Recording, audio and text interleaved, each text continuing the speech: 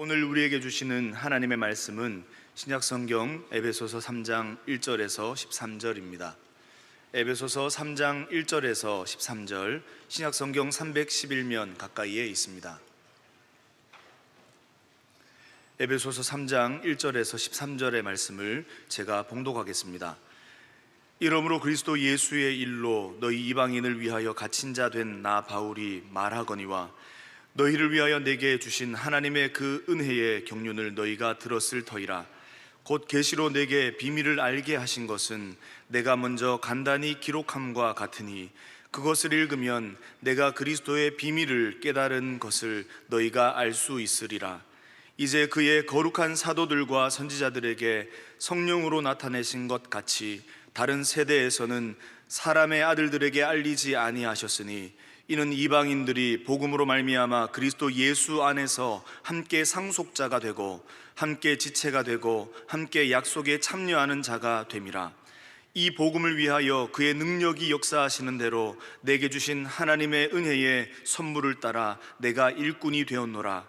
모든 성도 중에 지극히 작은 자보다 더 작은 나에게 이 은혜를 주신 것은 측량할 수 없는 그리스도의 풍성함을 이방인에게 전하게 하시고 영원부터 만물을 창조하신 하나님 속에 감추어졌던 비밀의 경륜이 어떠한 것을 드러내게 하려 하심이라. 이는 이제 교회로 말미암아 하늘에 있는 통치자들과 권세들에게 하나님의 각종 지혜를 알게 하려 하심이니 곧 영원부터 우리 주 그리스도 예수 안에서 예정하신 뜻대로 하신 것이라. 우리가 그 안에서 그를 믿음으로 말미암아 담대함과 확신을 가지고 하나님께 나아감을 얻느니라. 그러므로 너희에게 구하노니 너희를 위한 나의 여러 환난에 대하여 낙심하지 말라. 이는 너희의 영광이니라. 아멘. 오늘 3장은 오늘 이제 3장으로 가는데 에베소 3장인데요. 우리 1장과 2장에 이어서 이제 3장으로 이어지는데 바울이 갑자기 조금 다른 내용을 얘기하는 것 같은 느낌이 오늘 3장에 듭니다. 본문에 특별히 눈에 띄는 단어가 하나 있는데 그건 비밀이라는 단어입니다. 영어로는 미스테리. 이 비밀이라는 단어, 신비라는 단어가 이 에베소서에서 여러 번 나오는 단어인데 오늘 본문에 몇 번 나오고 있습니다. 비밀, 신비로운 것들이 많죠. 저는 참 그 씨앗들이 이렇게 뿌려지는데 씨앗을 보면 아무것도 아닌 것 같은데 그게 땅에 떨어져서 이렇게 피어나는데 그게 여러 가지 모양으로 다양한 형태의 모습을 하고 꽃으로 또 향기로 나타내는 걸 보면 참 신비롭다는 느낌이 듭니다. 또 새들이 새끼를 먹이는 모습이나 또 연어가 그 산란기의 강상류를 끊임없이 거침없이 거슬러 올라가는 모습들, 이 생명이 태어나고 자라고 하는 이 모습들이 얼마나 신비롭습니까? 그 안에 창조의 비밀들이 있는 것이죠.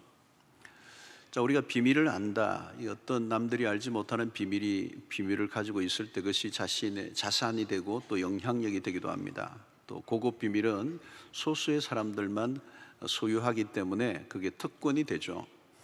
기업이나 국가들도 이런 정보전이 오늘날 많이 아주 첨예하게 벌어지고 있습니다. 미국의 CIA나 또 FBI 같은 정보원들은 서로 간에도 모르는 정보들이 있다고 그러죠. 이 중요한 이 기밀은 가족에게도 알리지 않습니다. 또 비밀 공유에 따라 친구의 관계가 결정됩니다. 비밀을 어디까지 나누느냐에 따라 친구 관계가 결정이 되죠. 오늘 바울이 본문에서 언급한 이 비밀은 어떤 것인가? 영어로 이 미스테리한 영화들을 우리가 보면서 떠오르면 좀 모호하고 은밀한 어떤 것들을 이야기할 때 이런 미스테리라고 얘기합니다.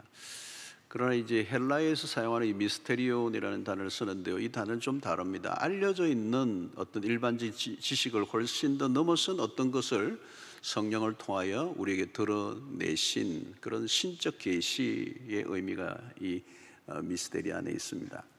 그걸 잘 표현한 성경이 골로새서 1장 26절인데요. 이 비밀은 만세와 만대로부터 감추어졌던 것인데 이제는 그의 성도들에게 나타났다 그랬습니다. 감추어져 있던 게 이제 드디어 드러났다, 나타났다. 가끔 신비주의자들이나 이 이단들은 자신들만이 비밀을 발견한 것 같이 사람들을 현혹하는 경우가 있습니다. 여기에 이 비밀은 인간의 편에서 어떤 탁월함이나 남다른 신통력에 의해서 알게 된 것을 말하지 않습니다. 오늘 여기의 핵심은 하나님이 알 수 있도록 밝히 드러내 주셨다라는 것입니다. 하나님의 비밀은 우리가 알고 싶다고 알 수 있는 게 아닙니다. 뭐 탁월한 학식으로 오랫동안 연구를 하면 알 수 있는가? 인간의 노력으로 섭렵해서 알 수 있는 차원이 아닙니다. 하나님은 하나님의 편에서 알려주셔야만 우리가 알 수 있는 거죠. 바울은 그 하나님의 드러난 비밀을 알게 되었고 또 이 알게 된 비밀을 이제 에베소 성도들에게 알리고 싶어 하고 있습니다. 자, 3절과 4절에 보니까 곧 계시로 내게 비밀을 알게 하신 것은 내가 먼저 간단히 기록함 같으니 그것을 읽으면 내가 그리스도의 비밀을 깨달은 것을 너희가 알 수 있으리라 그랬습니다. 바울의 마음을 우리가 알 수 있는데 그가 발견한 비밀은 작은 비밀이 아니에요. 엄청난 비밀이었던 거죠. 제가 지난 주간에 잠깐 어떤 모밀집 얘기를 했더니 거기가 어디냐, 이게 굉장히 많은 사람들에게 다양한 얘기들이 있었던 것 같아요. 마치 복음을 들은 것 같이 기뻐하고 거기에 꼭 가보리라 이렇게 결단하고 어떤 분은 실제로 알아내고 일주일 동안 출근하듯이 갔다는 분들 계셔요. 제가 거기 광고비 하나도 받은 게 없습니다. 오늘 바울이 발견한 것은 이런 것과는 비교가 안 되는 메가톤급 비밀입니다. 인류의 역사의 가장 강력한 비밀. 이 비밀이 무엇이냐? 그리스도를 통해서 유대인만이 아니고 이방인에게까지 구원이 주어지는 복음. 이것을 5절과 6절이 이렇게 얘기합니다. 이제 그의 거룩한 사도들과 선지자들에게 성령으로 나타내신 것 같이 다른 세대에서는 사람의 아들들에게 알리지 아니하셨으니 이는 이방인들이 복음으로 말미암아 그리스도 예수 안에서 함께 상속자가 되고 함께 지체가 되고 함께 약속에 참여하는 자가 됨이라 그랬어요. 여기 함께라는 단어가 굉장히 중요하죠.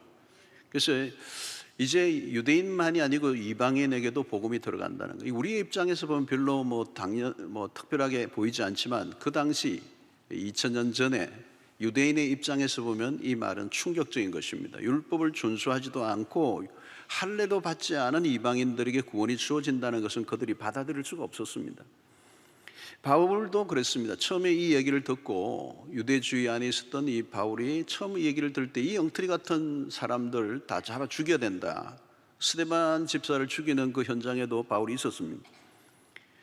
다메섹 도상으로 가던 바울도 이 사길기등등했던 이유가 이 거짓된 복음이라는 거죠. 어떻게 그렇게 이방인들에게도 구원이 갈 수가 있는가?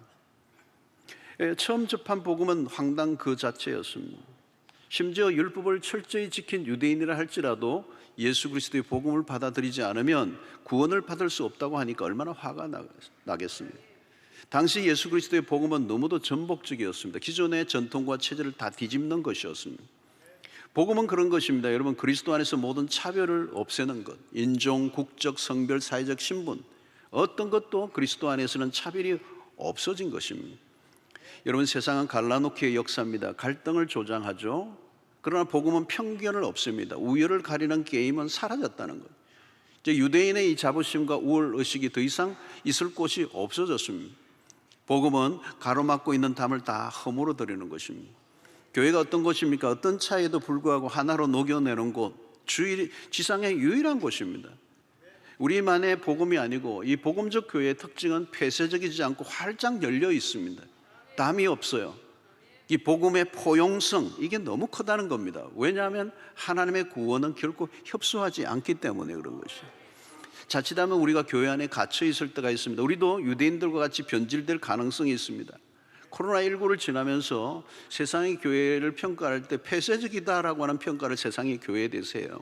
우리는 좀 억울한 부분이 있겠지만 우리도 모르게 우리의 교회 담이 높아져 있는 거죠. 세상과 격리되어 있는.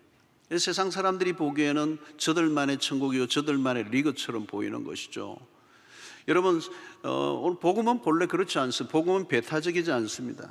보십시오. 여러분, 이슬람이나 불교는 전 세계적으로 확산되지 않았습니다. 지금도 특정 지역에만 몰려 있어요. 그러나 그리스도의 복음은 모든 민족들 가운데로 확산되었습니다. 모든 대륙, 모든 나라, 모든 인종, 모든 문화 안으로 들어가 영향을 끼쳤습니다. 이게 바로 복음의 운동성이고 확장성이고 포용성을 의미하는 것입니다. 여러분, 교회 생활에 익숙해지다 보면 나도 모르게 담을 쌓고 교회라는 성 안에 편안히 젖어 살게 됩니다. 담장밭에서 무슨 일이 일어나는지 별로 관심이 없어질 수가 있습니다. 그래서 지나친 교회 중심적 이런 생활이 어떤 때는 세상과 격리를 하게 만드는 요소가 될 수가 있습니다. 그래서 한국 교회는 이 개교회주의 그리고 개교파주의 이런 것들의 울타리가 굉장히 높아요. 그래서 우리 중심의 교회가 하나님 중심의 교회로 바뀌어야 된다는 거죠. 그래서 교회 중심의 교회, 그 교회는 우리 교회 안에서 일어나는 일들만 관심이 많아요. 교회 바깥에 무슨 일이 일어나는지에 관심 별로 없는 교회. 그러나 하나님의 중심의 교회는 교회 안만이 아니고 교회 밖에 관심을 가져야 되는 것입니다. 아직도 구원받지 못한 수없는 영혼들을 향하여 문을 활짝 열고, 오늘 우리도 이제 이 행복 나눔 축제도 마찬가지 그런 일들이 아니겠습니까? 우리의 구원에만 도취되어 있지 않고 교회 바깥에 영혼들을 향하여 우리의 마음을 열어야 우리가 구원의 역사가 일어날 줄로 믿습니다. 자, 바울은 그리스도의 비밀을 깨달았는데 이 복음의 모든 걸 걸었어요. 그래서 오늘 1절에 보면 이러므로 그리스도 예수의 일로 너희 이방인을 위하여 갇힌 자 된 나 바울이 말하는 복음을 위하여 이제 갇힌 자 되었다는 거예요. 그리고 비록 자신이 갇혀 있지만 그 갇힘이 복음을 전가하는 일에 방해가 되지 않음을 보여주고 있습니다. 바울은 자신이 처한 상황보다 그에게 주어진 소명에 집중하고 있습니다. 중요한 것은 그가 발견한 비밀입니다. 만약 어떤 사람이 암에 걸렸었는데 치료 가능한 약을 알게 되고 그 약을 먹고 치료가 되었다면 그것을 나만 알고 있을 수는 없는 거죠. 그냥 감기 낫는 정도가 아니라 죽고 사는 문제를 결정하는 비밀을 알게 되었다면 입을 다물 수가 없습니다. 만약 입을 다물고 비밀로 하고 있다면 그 사람은 나쁜 사람이죠.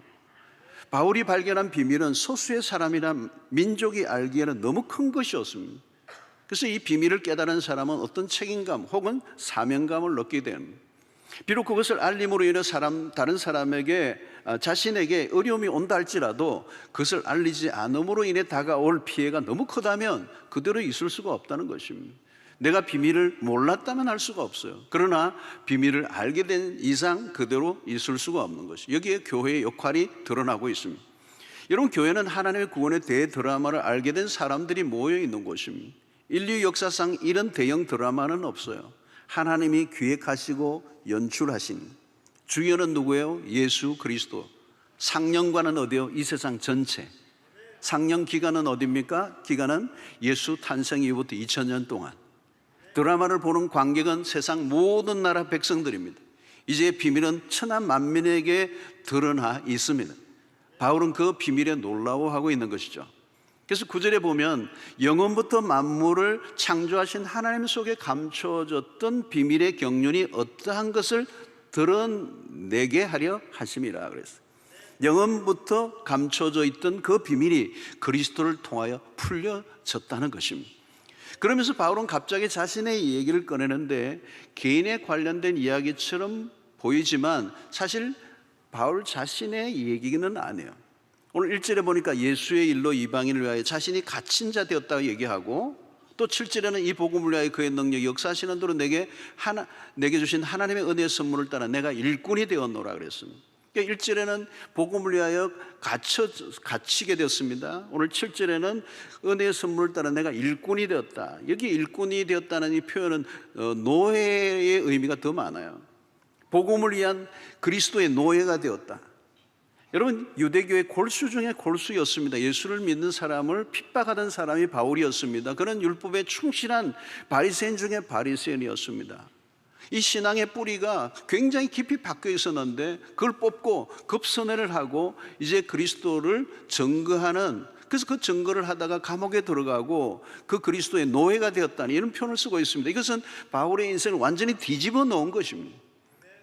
여러분, 예수를 믿는다는 것이 어떤 것인가를 바울을 통하여 잘 보여주고 있습니다. 그냥 예수를 믿는 것은 취미생활 정도가 아니에요. 기분 전환, 마음의 수양 정도가 아니라 완전히 사로잡히는 특별한 경험을 바울이 하고 있는 것입니다.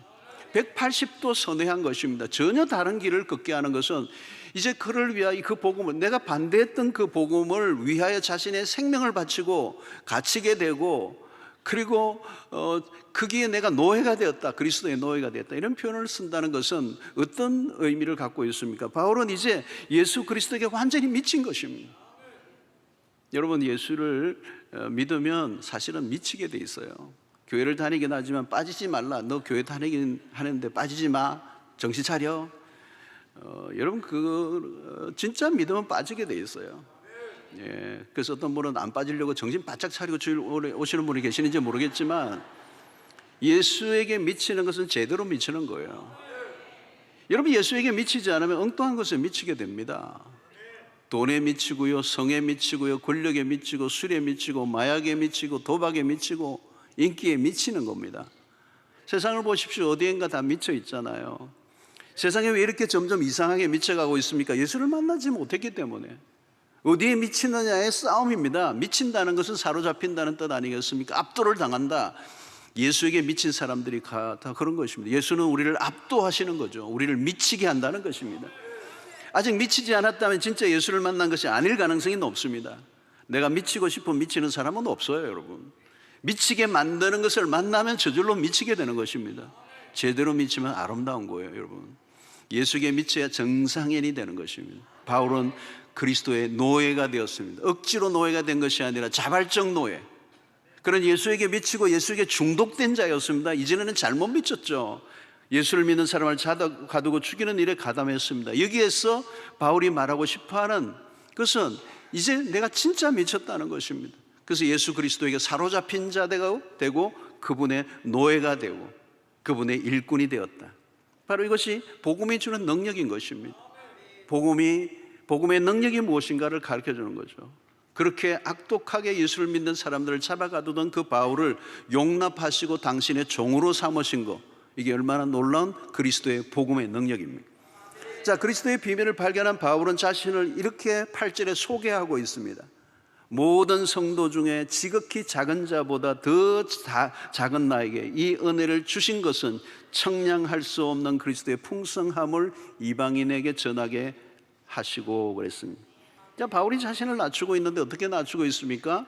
모든 성도 중에 지극히 작은 자보다 더 작은 자, 최상급을 쓰고 있는데 최상급에서 또 비교급을 쓰고 있는 독특한 표현 방식을 쓰고 있어요. 나는 지극히 작은 자보다 더 작다. 지극히 더 작은 자보다 더 작다. 이 말은 예수를 믿는 사람들 중에 나보다 더 작은 사람은 없을 거야, 이런 표현이에요. 바울은 지금 적당하게 눈치를 보며 겸양을 떨고 있는 게 아닙니다. 가장 작은 자보다 더 작다는 것은 사전적 표현은 아니에요. 이것은 논리적으로 설명이 불가능하다는 뜻이 담겨 있습니다. 그래서 조금 더 들어가 보면 바울은 작은, 더 작은, 가장 작은이라는 단어를 쓰고 있는 것처럼 보이지만 사실 이제 헬라 원문으로 들어가 보면 특별한 단어를 쓰고 있어요. 이 단어가 있어요. 엘라키스토테로스라는 단어인데 이것은 가장 작은으로도 표현하기 어려운 문학적 기술을 하고 있는 거예요. 여러분, 여기서 우리는 바울의 마음을 읽어야 합니다. 바울은 자신을 작은 자로 표현하려고 하지만, 내가 얼마나 작은 자인가를 표현하려고 하지만 언어적 한계를 느끼고 있는 거예요. 여러분, 여기 묵상에 필요한 대목입니다. 급하게 읽고 넘어가면 바울의 마음을 놓칠 수가 있습니다. 여러분, 이것은 세상에 보기 힘든 장면 아닙니까, 여러분? 우리는 큰 것을 강조하잖아요. 가능하면 자기를 극대화하잖아요. 우리는 이 한자로 이 대자를 너무 좋아하잖아요. 대자. 대한민국이잖아요. 대통령이시고 대학을 다니시고 광안대교를 지나오시고 다 대자예요, 여러분. 있는 것 없는 것 딱 끌어와서 자신의 위대함을 증명하고 싶어 합니다. 우열을 가르는 대회가 항상 열립니다. 누가 더 큰 자인가, 누가 대상을 받는 자, 챔피언이 누구냐. 큰 자가 성공한 사람, 작은 자를 무시하는 세상, 길을 쓰고 크고자 합니다. 겸손하다고 해도 그 겸손을 통하여 은근히 자신을 높이고자 합니다. 바울에게서 전혀 다른 모습을 발견해요. 지극히 작은 자보다 더 작은 자. 여러분, 여기에서 우리는 바울은 자신이 누구인지를 분명히 알고 있는 것입니다. 무지에서 교만이 나오는 것입니다. 우리는 자기 인식과 성찰에 미숙합니다. 그래서 어쩌면 일평생 우리는 교만의 문제를 해결하지 못하고 있습니다. 바울을 통해서 겸손을 배웁니다. 그런데 바울은 지금 자신을 낮추는 것에 초점을 두고 있지 않습니다. 그가 드러내고 싶은 것은 하나님의 은혜입니다. 하나님의 은혜를 알수록 자신의 존재는 작아집니다. 하나님의 은혜가 얼마나 큰가를 어떻게 알 수 있습니까? 자신의 죄를 바라보는 깊이에 따라 결정이 되는 거예요. 바울은 지금 자신이 얼마나 심각한 죄인인가를 알고 있습니다. 고린도전서 15장 9절에 보니까 나는 사도 중에 가장 작은 자라. 나는 하나님의 교회를 박해하였으므로 사도라 칭함받기를 감당하지 못할 자니라. 그런 자신이 누구인지를 바로 알고 있습니다. 디모데전서 1장 15절에 밉보다 모든 사람이 받을 만한 이 말이여 그리스도 예수께서 죄인을 구원하시려고 세상에 임하셨다 하였도다. 죄인 중에 내가 괴순이라 그랬어요. 여러분, 강도 높게 자신에 대한 표현을 그냥 스스럼 없이 내놓고 있어요. 여러분, 이 표현도 만만찮잖아요. 죄인 중에 괴수다. 나쁜 인간들 중에 나쁜 인간이고 감옥에서도 가장 최악의 중범, 악당 중에서도 두목이라는 고백이 아닙니까? 이것은 여러분 자신의 죄에 대한 어설픈 고해성사와 다른 것입니다. 여러분, 겸손이란 자신을 바로 아는 것입니다. 교만하고 싶어서 교만한 게 아닙니다. 나는 겸손했다고 생각하는데 알고 보면 겸손과 거리가 멀어요. 거짓된 겸손이 얼마나 많습니까? 가장 흔한 것은 위장된 겸손입니다. 조금이라도 누가 건드리면 겸손이 아니라는 게 금방 드러납니다. 겸손이란 내가 하고 싶다고 되는 것이 아닙니다. 바울은 세월이 흐를수록 겸손이 더 깊어져 갑니다. 자신을 낮추는 것에 대해서 두려움이 없어 보여요.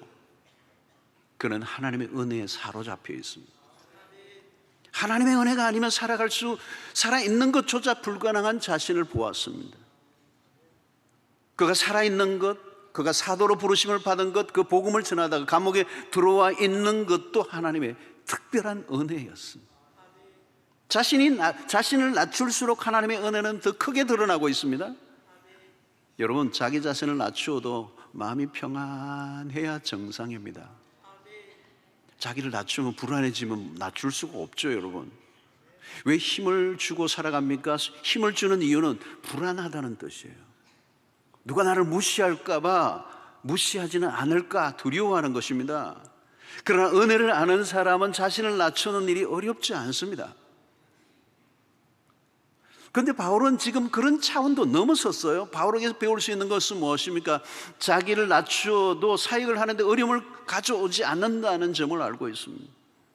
자기를 낮춘다고 해서 사도의 직분을 감당하는 데 지장을 주지 않았습니다. 여러분, 사람들은 자신의 사역을 더 극대화하기 위해서 나도 그럴듯하게 포장하고 높여야 된다고 생각합니다. 자신을 높여야 자신이 하는 일도 더 효율적으로 할 수 있다고 생각합니다. 여러분, 교회 안에서 어느 정도의 직분을 가져야 일을 할 수 있다고 생각하면 오해예요. 바울의 고백을 통하여 교회 직분이 계급으로 여겨질 공간이 전혀 없습니다. 세속화된 교회 안에서의 직분은 승진이나 출세의 개념으로 받아들이는 경우가 많아졌습니다. 여러분, 교회 안에는 사다리가 있어서는 안 됩니다. 하나님의 은혜 안에 깊이 들어가면 내가 높은가 낮은가는 주제가 아니에요. 은혜가 떨어지면 동시에 자존감도 떨어집니다. 자신의 신분과 위치에 예민해집니다. 사람이 여러분 높아지면 얼마나 높아지고 낮아지면 얼마나 낮아지겠습니까? 여러분, 교회 안에서요, 성도라고 하는 친구가 얼마나 대단한 것인지 모릅니다.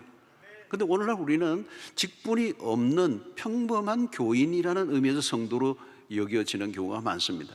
그러나 여러분, 성경적 의미에서 성도는요, 엄청나게 영광스러운 이름이에요. 여러분, 중요한 것은 직함보다 그가 맡은 일입니다. 바울은 자신의 신분보다 역할에 관심이 있습니다. 그 역할은 뭘까요? 그리스도의 비밀을 알리는 것이었습니다.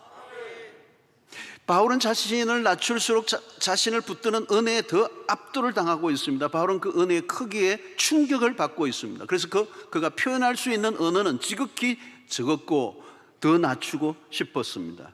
그의 본래의 의도는 하나님의 은혜가 얼마나 큰가를 말씀하고 있습니다. 사랑하는 성도 여러분, 그 은혜를 발견하면 할수록 자기 자신을 더 낮출 수밖에 없습니다. 신앙생활을 하면 할수록 여러분들 더 작아져 갑니까? 아니면 더 커져 가고자 애를 쓰십니까?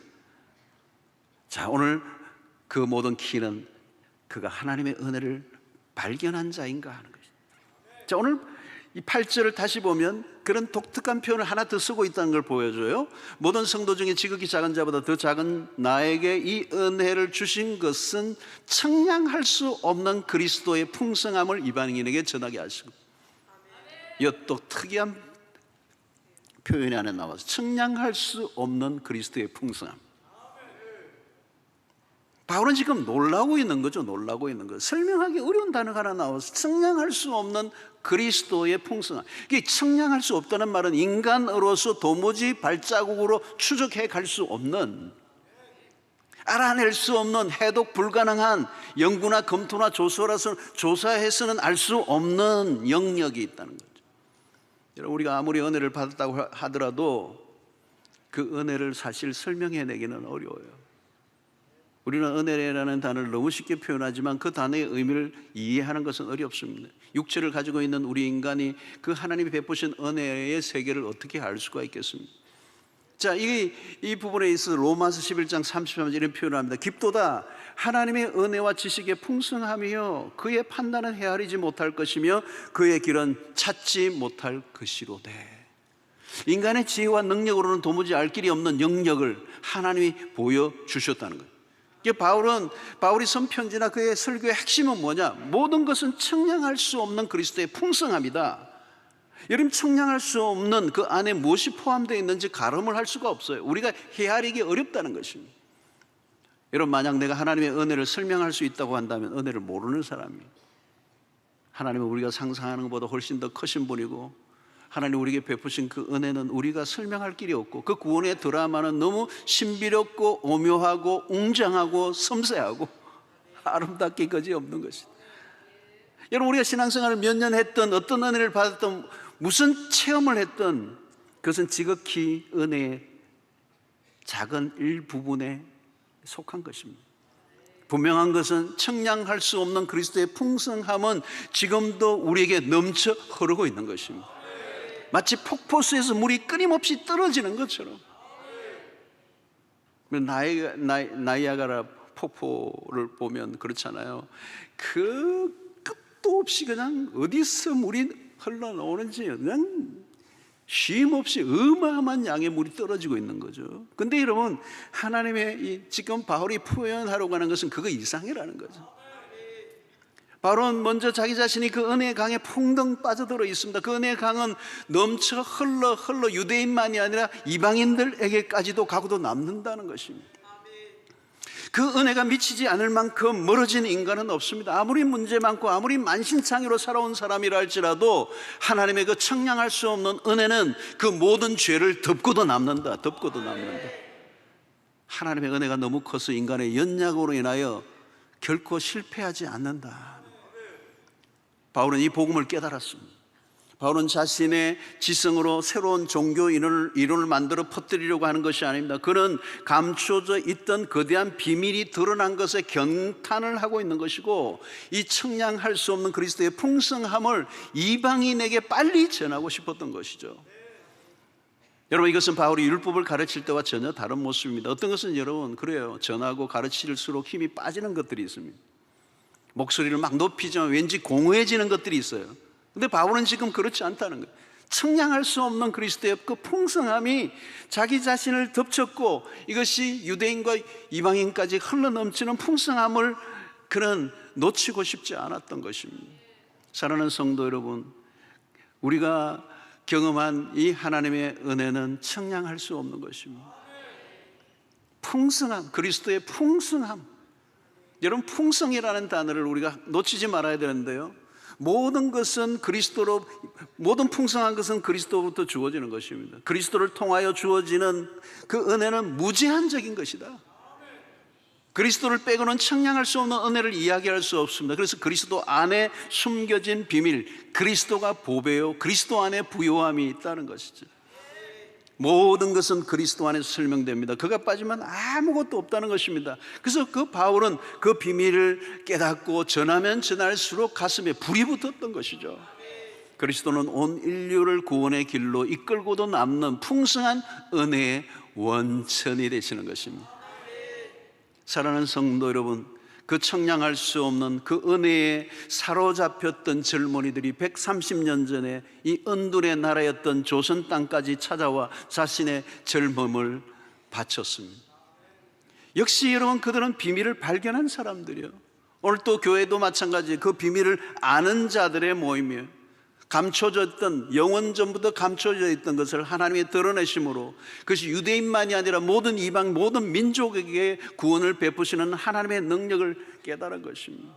여러분, 그리스도의 비밀은 추상적이지 않습니다. 그 비밀은 각 사람들의 가슴에 불을 지릅니다. 그 비밀을 깨달은 자들이 모이는 것이죠. 그 복음의 비밀을 아는 그리스도인들이 오늘 또 세계 전역에 수십억이 넘습니다. 그 안에 우리도 들어와 있는 것이죠. 우리는 서로 다른 배경과 신분을 가지고 전혀 다른 방식의 삶을 살아왔습니다. 그런데 이제 그 복음을 알게 하시고 수용로 교회라고 하는 이름 아래 형제와 자매로 모였습니다. 동일한 시민이요, 하나님의 권속이요, 가족 공동체가 되었습니다. 얼마나 신비로운 일입니까? 교회는 그리스도의 피로 빚어진 하나님의 작품입니다. 하늘의 비밀을 깨달은 자들의 공동체는 세상을 향해 활짝 열려 있는 것이죠. 자, 하나님은 그 비밀을 이제 교회를 통하여 세상에 알리기를 원하신다는 거예요.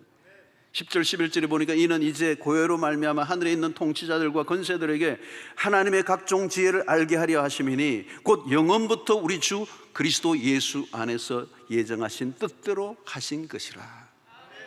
자, 여러분, 이제 우리가 할 일은 비밀을 풀려고 할 필요가 없습니다. 새로운 비밀을 만들어낼 이유가 없습니다. 그리스도를 통하여 드러난 비밀을 세상에 선포하고 알리면 되는 것입니다. 그 비밀은 너무 엄청난 것입니다. 바울은 지금 감옥에 갇혀 있지만 그 복음의 비밀을 내가 숨겨둘 수가 없었습니다. 여러분, 복음의 비밀을 깨닫는 순간 사명자가 됩니다. 하나님의 은혜를 아는 사람은 입을 다물 수가 없는 것이죠. 우리가 한 비밀은 폭발성이 있는 것입니다. 비밀을 알지 못하면 어쩔 수가 없습니다. 그러나 비밀을 안 사람은 가만히 가지고 있을 수 없는 것이 복음의 성격이에요. 포스트 팬데믹 시대에 복음에 대한 거부감이 강해지고 있다고 얘기합니다. 전도하기에 부적합한 환경처럼 보입니다. 그러나 여러분, 상황보다 더 중요한 것은 내가 비밀을 발견한 자인가를 물어야 해요.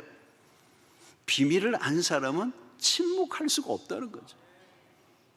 사람들이 복음을 받느냐 받지 않느냐는 다른 얘기예요. 비밀을 발견한 사람은 입을 과연 다물 수 있는가? 여러분, 지금 아무리 열악한 환경이라도 1세기에 비교하면 아무것도 아닙니다. 복음은 상황과 상관없이 뚫고 지나가는 위력이 있습니다. 안 될 것 같은데 돼요. 여러분, 십자가의 복음이 심플한데요, 전하면 능력이 나타나요. 뭐 특별한 유식한 얘기가 아닙니다. 그냥 예수님이 당신의 죄를 위하여 십자가에서 2000년 전에 죽으셨습니다라고 하는 단순한 얘기를 했는데 어떤 사람은 뒤집어져 버려요. 복음의 능력입니다. 오늘의 교회는 온 인류에게 충분히 드러난 비밀을 알려야 할 사명을 가지고 있다는 거예요. 그게 교회에게 주어진 직무라는 거죠. 지난 주일날 제가 말한 그 국수집, 그 집이 더 이상 감추어지지 않고 여러 사람들에게 알려지게, 내가 돈 한 푼도 받지 않고, 그 집은 갑자기 왜 이 사람들이 와나? 근데요, 이 전해지는 속도가 매우 빠르더라고요. 제가 보니까 국수가 먹일래. 그래도 여러분, 비밀을 안 사람은 사명이 있는 거예요. 맛있더라, 다르더라, 특별하더라. 제가 그렇게 했더니 어떤 분이 저에게 아침에 그러더라고요. 그보다 더 맛있는 집이 있더라고. 그래요, 여러분, 세상의 복음은 그런 거예요. 그러나 예수 그리스도의 비밀은, 그 복음의 비밀은 절대적 가치를 갖고 있는 거예요. 여러분, 복음의 가치를 깨달으면 담대해집니다. 우물쭈물하거나 소심해지지 않아요. 전해야 할 메시지가 분명하면 용기가 생기고 담대함이 나오는 것이죠. 복음을 받을 대상에게 주어질 엄청난 유익을 생각하며 위축당할 이유가 없어요. 내가 전하는 것이 암암리에 거래되는 유해 물건이 상품이 아니란 말이죠. 로마서 1장 16절의 말씀처럼 내가 복음을 부끄러워하지 아니하노니 이 복음은 모든 믿는 자에게 구원을 주시는 하나님의 능력이 됨이라. 내가 전한 복음을 받은 인생에게 주어질 축복을 생각하면 힘이 나는 거예요. 지금은 거칠게 나고 지금은 반대하지만 내가 예수를 믿고 난 이후에 찾아올 그 축복과 은혜를 알고 나에게 감사할 나를 생각하면 내가 멈출 이유가 없는 거죠. 사랑하는 성도 여러분, 비밀은요 알리고 싶어요. 바울은 지금 미치는 거예요. 이 엄청난 걸 발견한 겁니다. 유대인만의 복음이 아니고 온 열방, 모든 민족, 모든 방언, 모든 족속들에게 구원을 주시는 하나님의 능력이라는 걸 깨달으니까 이 비밀 커튼이 벗겨지니까 미치는 거예요. 미치는 거예요. 한 명이라도 더, 한 민족이라도 더 복음이 증거되어 구원을 얻게 되는 역사가 일어나기를 원하는 마음. 지금 감옥에 있는데 미치고 있는 거예요. 지금 13절에 보십시오. 그러므로 너에게 구하노니 너희를 위한 나의 여러 환난에 대하여 낙심하지 말라. 이는 너희의 영광이니라. 바울은 지금 환난 중에 있습니다. 감옥에 갇혀 있고 처형을 당해 죽을지도 모릅니다. 충분히 낙심할 만한 상황입니다. 그러나 자신의 신세를 한탄하지 않습니다. 도리어 에베소에 있는 성도를 향하여 너희들 나 때문에 낙심하지 말라. 투옥 중에서도 성도들을 격려하고 있습니다. 그런 자신의 상황에 전혀 초점을 맞추고 있지 않습니다. 자신이 발견한 복음에 미쳤어요. 그 복음을 전하고 싶은 것입니다. 그 복음의 그 강도가 자신의 감옥 속에 있는 상황을 훨씬 더 뛰어넘게 만드는 위력이 있었던 것입니다. 여러분, 그리스도와 교회를 그토록 강력하게 반대했던 사람이 그 복음을 위해 감옥까지 들어갈 정도예요. 바울은 복음을 위해 환난을 당하는 것은 주눅들 일이 아니라 너희의 영광이라고 얘기하고 있습니다.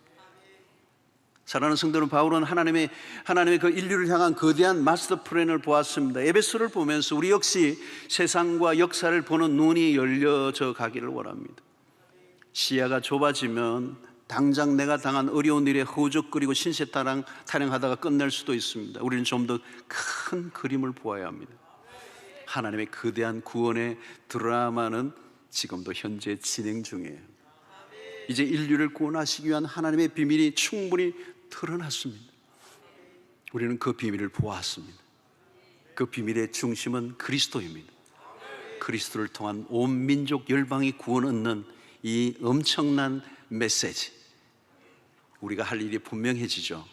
하나님은 살아계시고 교회의 주인이시며 그 교회를 통하여 구원의 복음이 온 땅에 증거되기를 원하시는 하나님, 그 일에 우리의 삶을 드리는 은혜가 있게 되기를 주의 이름으로 축원합니다.